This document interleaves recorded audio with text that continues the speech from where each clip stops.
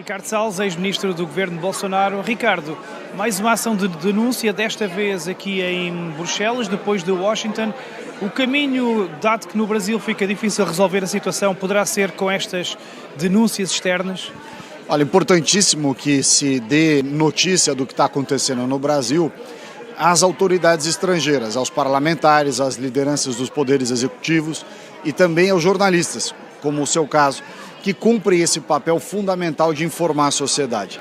Eu me lembro, nos 4 anos do governo do presidente Bolsonaro, mesmo sem que nada parecido com o que está acontecendo no Brasil, neste momento, acontecesse naquela altura, a esquerda vinha para fora, para a Europa, para os Estados Unidos, alardear uma série de coisas que, no mais das vezes, não eram verdadeiras. E a imprensa bombardearia. E a imprensa tomava essas supostas denúncias como verdade e bombardeava o governo Bolsonaro todos os dias.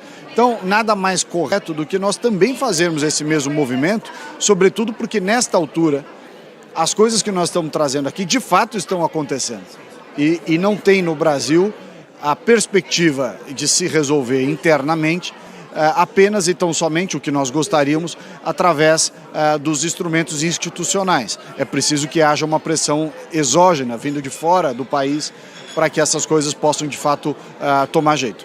E foi importante também ver parlamentares de Espanha, de outros países, a referirem até que as eleições podem ter sido desvirtuadas da verdade, uma vez que as Big Techs, nomeadamente o escândalo do Twitter Files, mostrou que houve ali jogo desleal, para ser simpático, nas eleições.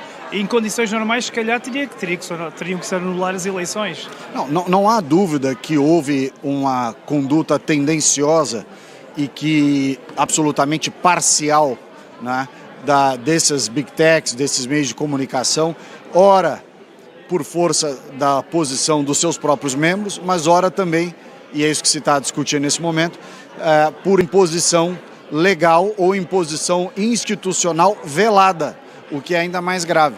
Quer dizer, você ter uma situação de absoluta dissimulação em que ordens supostamente oficiais eram dadas de maneira não oficial. Sim, do TSE, inclusive. Então, essas questões são muito importantes serem apuradas, né? Nós, obviamente, estamos ouvindo uma versão, ela deverá de ser apurada, mas em sendo verdade, elas são muito graves, porque elas não mostram apenas um problema capaz de alterar o curso das eleições, mas, sobretudo, a perda de um critério fundamental na aplicação da justiça, que é a imparcialidade. Todos no Brasil têm a sensação de que esta imparcialidade não existiu, mas uma coisa é você ter a sensação, outra coisa é você ter a comprovação de que atitudes incompatíveis, por quanto sejam parciais, influenciaram o resultado dessas eleições. Exatamente, e se juntarmos isso, o facto de não terem avançado com o voto impresso, os escândalos como o Radiolão, o próprio papel da imprensa e agora mais este escândalo Twitter Files, a balança fica mesmo completamente descompensada, não é? Pois é, chega a ser quase um milagre que o presidente Bolsonaro tenha tido tanto voto diante de uma situação de tamanha injustiça ou uma falta de paridade numa competição que é a busca pelo voto e que deveria ter, por parte da institucionalidade e da cobertura midiática e das Big Techs, um mínimo de equilíbrio e imparcialidade. Exatamente.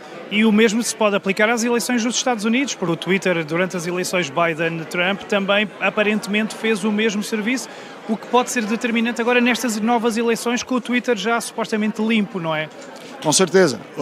A mesma tendenciosidade, a mesma forma dissimulada de, por exemplo, segurar publicações, reduzir o alcance e outras coisas, que foram adotadas no período pré-Musk, né, também foram nos Estados Unidos. Então, os efeitos são os mesmos e, consequentemente, espero que nessas eleições agora de novembro nos Estados Unidos, que uma vez restabelecida a igualdade, não me parece que o Elon Musk vá trabalhar para o Trump.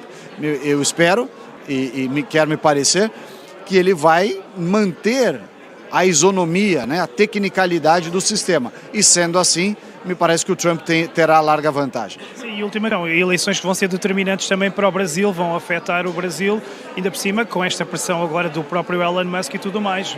poderá vir por aí também a ajuda.